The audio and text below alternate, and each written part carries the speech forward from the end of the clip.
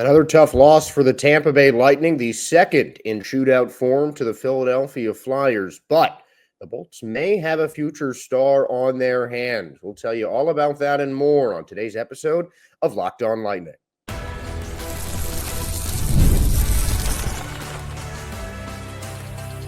You're Locked On Lightning, your daily podcast on the Tampa Bay Lightning, part of the Locked On Podcast Network, your team every day.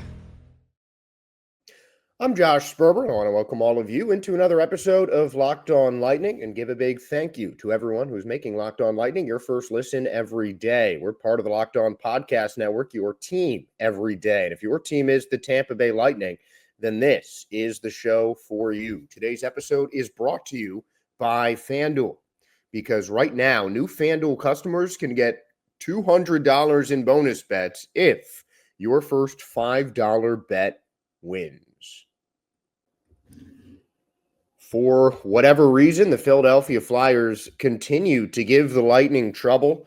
It was a shootout win for Philly, 2-1 when they made it to Amalie Arena back in November.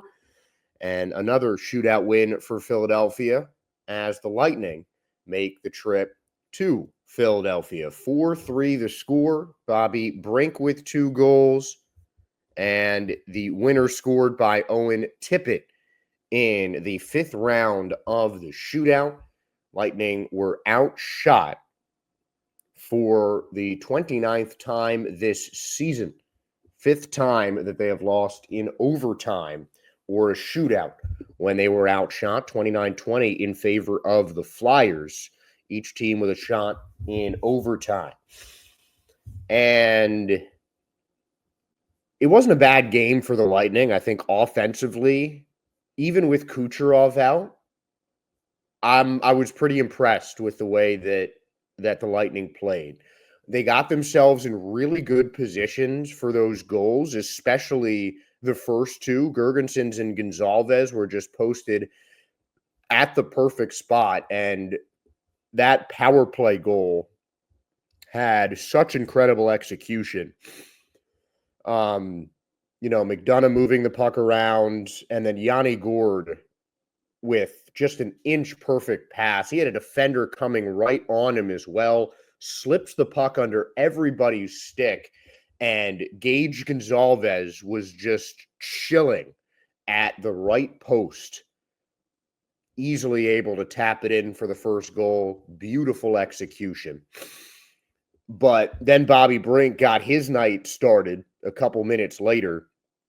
And on both, I think, of Brink's goals, it just seemed like the Lightning forgot about him in the center of the ice. And this just comes back to what we've been talking about really the entire week. And that's just the transition defense of the Tampa Bay Lightning not looking so good. I mean, even with Hedman back, it was Kucherov who was the only the big player missing. Other than him, I think the Lightning had the majority of their lineup. Their defense is back with Moser healthy. Hedman's back. Perbik's in there instead of Radish. I don't think that's a, major switch. But, I mean, for whatever reason, just the Lightning continue not to play well in transition. I mean, the transition defense led to so many goals, especially those first couple. And I think it was the second Brink shot, that backhand that he lifted over Jonas Johansson. He was wide open. I mean, he had the whole right side of the ice. He got the pass behind the blue. He got the pass, in center ice. And when he crossed on sides, he had a red carpet lane to the goal. And that's just unacceptable. And even on Paling's goal that gave the Flyers the lead, he found himself wide open in the center of the ice. And that is just not acceptable. I mean, too many times in these past couple weeks, we've seen the Lightning defense just leave the center of the ice wide open. And when I played lacrosse as a kid, I had a coach who would always say when we were clearing the ball, High diddle diddle, not up the middle. Is it a bit of a corny rhyme? Maybe. But it's enough to just remember that, especially when you're clearing the puck, you just don't want to let it in the center of the ice. And you just can't lose the puck in the center of the ice, which admittedly the Lightning did not do. I think they took pretty good care of the puck for the most part, but the Flyers just seemed to be a step ahead of them on breakouts, and they found open ice so quickly. And I think in some cases, like the Brink goal especially, it's just the quick transition from Lightning on offense and their back line pushed up, because the Lightning have one of the highest scoring defensive units in the entire NHL. So it's not like they can reduce their role too much from the Lightning offense. When you look at the Lightning defense, especially with the way Victor Hedman moves the puck, I mean, that touch pass to Cam Atkinson for just a beautiful rip of a goal. I don't know if there's another defender in the world that makes that kind of pass. I mean, Hedman's touch, his finesse with the puck and the way he moves it is unmatched in this league when it comes to defensemen. And that assist was Hedman's 40th of the season, the 9th time he's recorded 40 assists in a year, and now has the most 40 assist seasons as a member of the Tampa Bay Lightning, tied with Martin St. Louis and Nikita Kucherov, who is well over 40 assists already. Hedman also becomes the third Bolt to reach the 40 assist mark this season. He is third behind Nikita Kucherov with 64 and Brandon Hagel with 42. So again, the passing ability of Victor Hedman continues to show its beauty, and he is now tied with Erik Karlsson for the most 40 assist seasons among active defensemen. And it just continues to solidify Victor Hedman as one of the greatest to ever lace him up on the defensive side of the puck. He's a first ballot Hall of Famer. No one's ever going to wear 77 on the Lightning again. Truly remarkable from Victor Hedman, but there were a couple of plays where his defense may have been up a little bit too high, and you might want to push them back a little bit. But there's just some moments in hockey that you want the defense pushed up on offense, especially with the way the Lightning run their offensive scheme. But you just have to be quick to just, either turn around or just quickly get into a back skate and defend the rush. And that is not something the Lightning did well. And I would say that, I think two of those Flyers goal at the very least. I think definitely the 2 second period goals for the Flyers were scored on not a good rush from the Tampa Bay Lightning, and Philly just took advantage of that. And if the Flyers, a team who has struggled pretty mightily over the course of this season, Philadelphia has 64 points on the year, 28, 31, and 8, currently 7th with one game in hand over the 8th place Pittsburgh Penguins. This is a team the Lightning should beat, and this is not a team that I would have expected at the beginning of the year that the Lightning would lose 2 shootouts against. And they lost in 2 very different ways. I mean, after that Nikita Kucherov wraparound goal, they just kind of took their foot off the gas on offense back in November.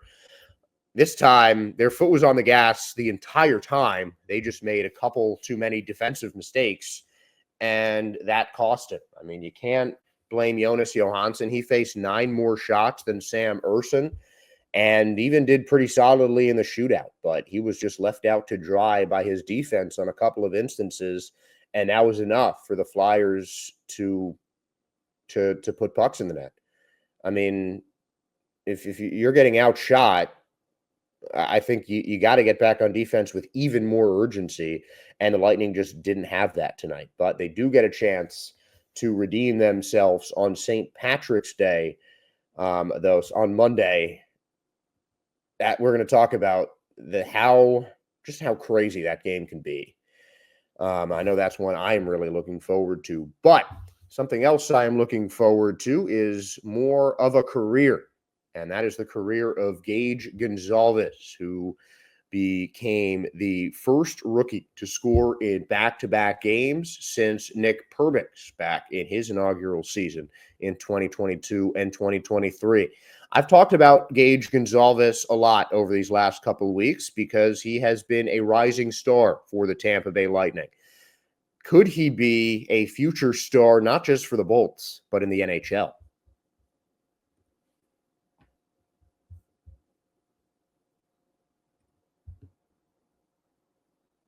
If you were like me, your mornings have to start with a good cup of coffee. But I got tired for settling for grocery store brands that just weren't cutting it. That's why I turned to Trade. And let me tell you, this coffee is next level. Trade is the #1 specialty coffee marketplace in the U.S., bringing you fresh coffee from over 50 of the country's top roasters. Their experts have taste tested thousands of coffees, curating over 450 amazing roasts. So whether you're new to coffee or know exactly what you like, they'll handpick the perfect match for you. I took their quick quiz, and in under a minute, Trade matched me with a roast that was fresh, smelled incredible, and tasted even better. And when I can say, when I got that Trade coffee in my mailbox, I could smell it through the locked, closed door in the package room. You better believe it. Ooh, such a strong and incredible smell. And my first bag was a game changer once I brewed it as well. It had such a smooth, rich flavor, and I could actually taste the difference from my usual coffee. And I don't know if you guys can see the amount of creamer I put in here, but I like a little bit of cream in my coffee, and it does not reduce the flavor of that delicious Trade coffee. And the subscription makes it so easy. No more last-minute grocery store runs or settling for whatever is on the shelf. And if you don't love your first bag, that's okay. Trade will replace it for free until they get it just right. Right now, Trade is exclusively offering Locked On listeners 40% off of your first order at drinktrade.com/LockedOnNHL. That's drinktrade, TRADE.com/LockedOnNHL for 40% off your first order. drinktrade.com/LockedOnNHL. And don't forget, folks, March Madness is here, and FanDuel is giving you the chance to get in on the action like never before. Right now, new customers can get $200 in bonus bets when your first $5 bet wins. That's 200 extra bucks to use on everything from buzzer beaters to Cinderella stories and even who's cutting down the nets. I've got my eye on a few underdogs this year, won't tell you who, and FanDuel makes it easy to back them with spreads, totals, and game props. With tournament games happening just about every day, there is always something to bet on, and the FanDuel app is simple to use. And when I win, I get paid instantly without any waiting around. So visit FanDuel.com and get in on the college hoops action all tournament long. And get ready for some March Madness.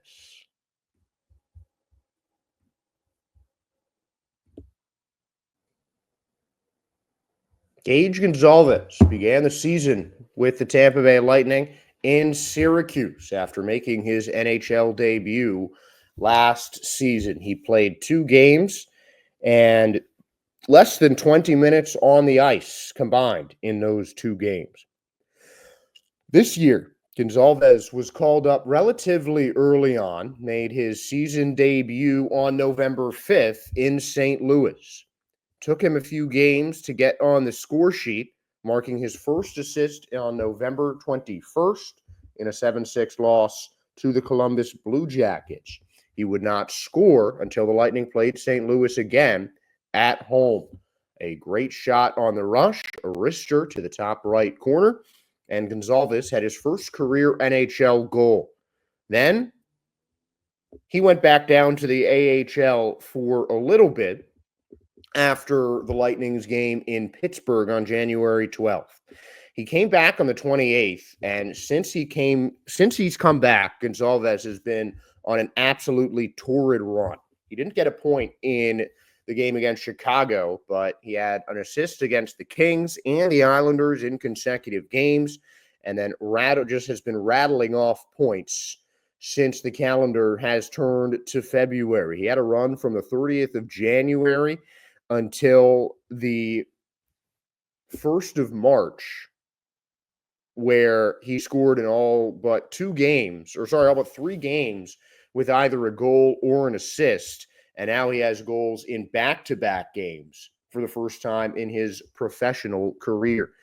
And Goncalves really, I'll admit, did not impress me at the beginning of the season. He didn't put me off or anything like that. Never doubted his talent.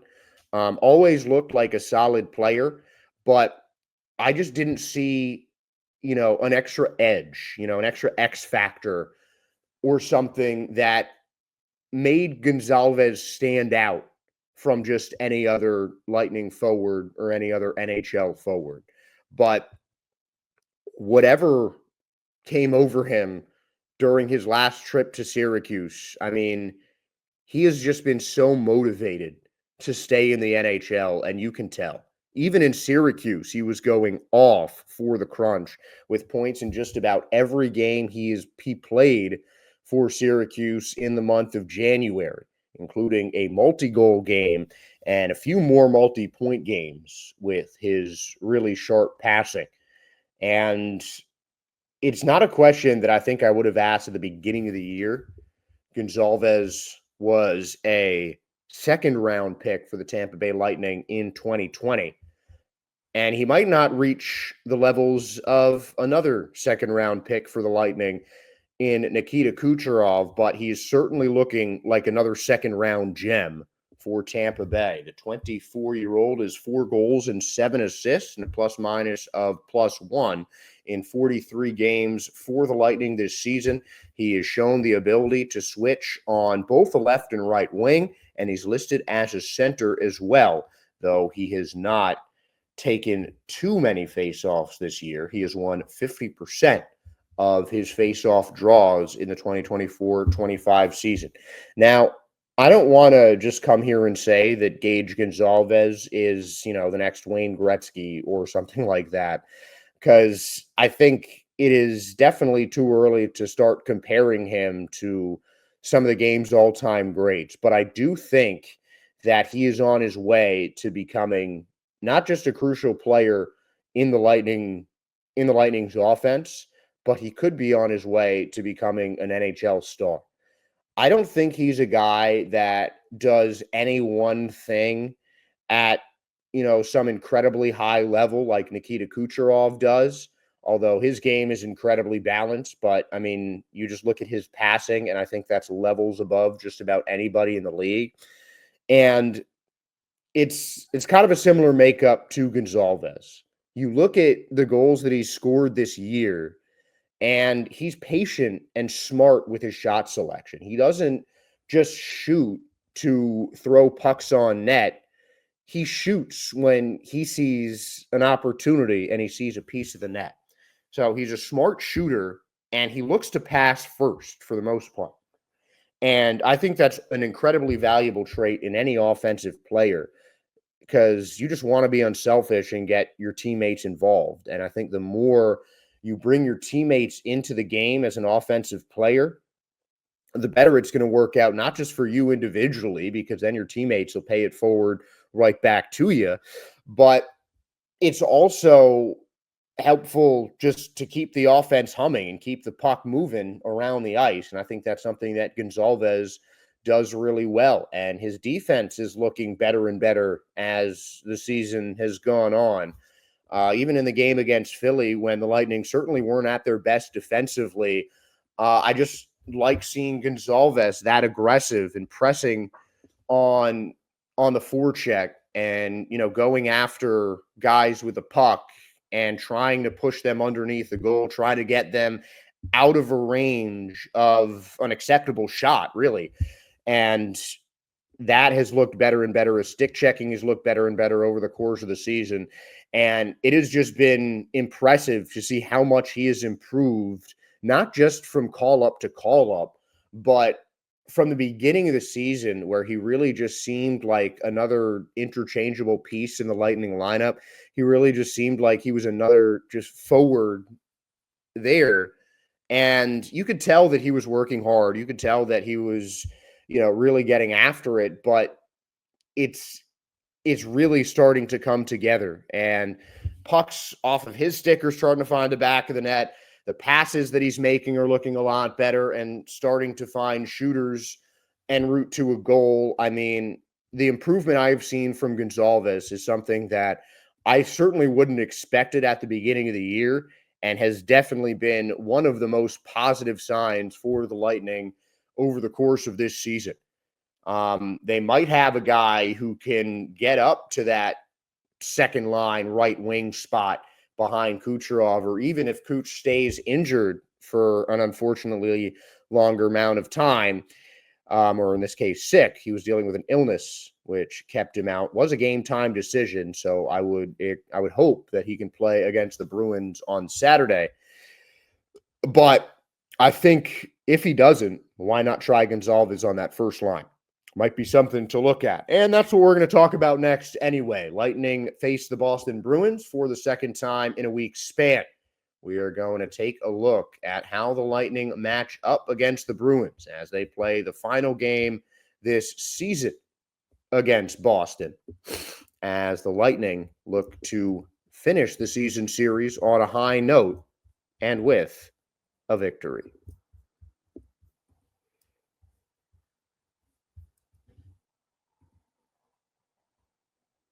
Ever check your bank account and wonder, where did all my money go? Between dining out, online shopping, and entertainment, it's very easy to lose track. That's where Monarch Money comes in. Your personal CFO, giving you full visibility and control over your finances. Monarch Money isn't just a budgeting app. It's a complete financial command center. You can track all of your accounts, investments, and spending in one convenient place, so you stop just managing your money and start building wealth. When I started using Monarch, I realized just how much I was spending on food delivery. Now, I budget smarter and save more. Instead of juggling multiple apps, you can use Monarch to check your finances, track spending, and even plan long-term goals. Managing money with your partner is smoother than ever. You can track shared and personal accounts, set goals, and stay on the same page without the stress. Take control of your finances with Monarch Money. Use the code LOCKEDONNHL at monarchmoney.com for 50% off your first year. That's monarchmoney.com, code LOCKEDONNHL for half off your first year.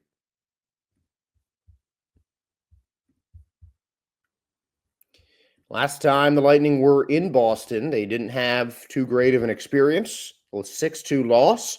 Last time the Lightning played Boston, they had an even worse experience, a 4-0 loss at Amalie Arena last Saturday. Week later, Lightning are back as they are set to take on the Boston Bruins. Jonas Johansson got the start and loss against Philadelphia, so I would like to think that Andrei Vasilevskiy will be back in net for the game against the Bruins. And honestly, usually Johansson doesn't start when it's not a back-to-back, but I think the way that this week has gone for Tampa Bay, a couple of tough losses, and now 3, I think that getting Vasilevskiy that extra bit of rest that normally he wouldn't get, especially since the last couple of back-to-backs, we've seen Vasi play both games in a row. So getting him a day of rest against the Flyers, I think, was a really smart move. And I'm hoping that it pays off in spades against the Boston Bruins, because a rested and ready Andrei Vasilevskiy seems like an absolute problem for the rest of the NHL.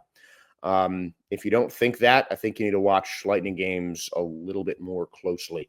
The Boston Bruins themselves are coming off of a loss, a 6-3 defeat against Ottawa on Thursday after the Senators scored 4 goals in the first period. The Bruins got 2 in the second, but were unable to overcome the Senators. And you take a look at that first period from last night, Ottawa outshot the Bruins 15-4 and created an insurmountable deficit. Now, I don't want to say that the Lightning can just easily rattle off 4 goals in a period. They have done it this season, so it's certainly a possibility. One thing I do want to say can happen for the Lightning is that they can get off to a hot start. I mean, the Lightning have played most of their best games this season after getting off on the good foot in the opening period. Even if they don't score, all the Lightning need to do is just get pucks on net, be aggressive, take control early, and just go right at the goalie. Jeremy Swayman is a solid goaltender, but defensively, the Bruins have not been towards the top of the league this year. Their goal differential of -30 is the worst in the Atlantic Division, even worse than the Buffalo Sabres, who are 12 points behind the Boston Bruins, still have a +5 as compared to Boston. Bruins third worst in goal differential in the entire Eastern Conference and 6th worst in goal differential in the entire league. The Bruins are also 11, 18, and 3 on the road, but 19, 11, and 5 at home. The Lightning trying to delay that 20th home win for the Boston Bruins. And this is a team that none of these games have been anywhere close to the same, or frankly, even that similar. It was a 4-1 win for the Lightning against Boston and a 6-2 loss. And then whatever that last game, a 4-0 loss to the Bruins a week ago, which was, I think, far and away the Lightning's worst game of the season. But this is a team that, frankly, I'd expect the Lightning to beat. You know, if you just look on paper, the Lightning certainly have the advantage in just about every stat category. The only thing that the Bruins have the advantage on statistically compared to the Lightning are in faceoffs. They are top 10 and a full percentage point better than the Lightning, who are 14th in the league with 50% of the faceoff wins. But power play percentage, penalty kill percentage, Lightning are in the top 10, Bruins in the bottom 10. Goals for, Lightning 2nd in the league, Bruins 25th. Goals against, Lightning 8th in the league, Bruins 22nd. Those are averages. So on paper, the matchup seems easy for the Tampa Bay Lightning. But something that the Bolts certainly did the last time, which was the Bruins' first game without longtime captain and franchise legend Brad Marchand, who is unfortunately on some other team in Florida now. I think the Lightning really looked at this Bruins team and thought, oh, they just traded their franchise player, their captain, their talisman, one of the best to ever put on a Bruins jersey. They're done. They don't have it. That was a mistake. Even John Cooper frequently talked about the Lightning's lack of work ethic and that they got a lesson in work ethic by the Bruins a week ago. And now it is time where the Lightning have to pay that back. I mean, if your coach is coming at how hard you worked, that has to hit you in an uncomfortable place if you were a player, if you were an athlete. You know, you don't want your coach saying that you got outworked, because in the next game, it means you're going to have to really turn it up. And over the past 2 games since that Bruins game, that has not been the case for Tampa Bay.